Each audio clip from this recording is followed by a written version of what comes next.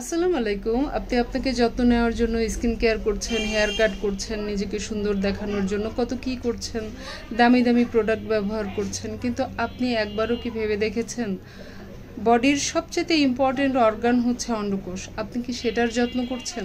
করছেন না তো? যদি না করে থাকেন তাহলে আজকে থেকে শুরু করুন। বিশেষ করে যারা বাচ্চা নিতে চাচ্ছেন, এখন অনেক গরম পড়েছে। অতিরিক্ত গরমে প্রজনন ক্ষমতা কমে যায়, অতিরিক্ত গরমে শুক্রাণুর সমস্যা হয়।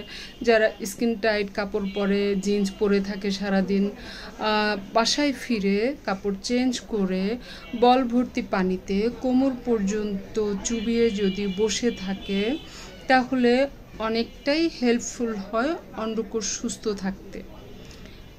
তারপরে আপনারা একটা কটন কাপড় পরিধান করুন, যে কাপড়ে বাতাস যাতায়াত করতে পারে। এইভাবে করে নিজের অন্ডকোষকে ভালো রাখুন, নিজেকে ভালো রাখুন, সুস্থ থাকুন। আল্লাহ।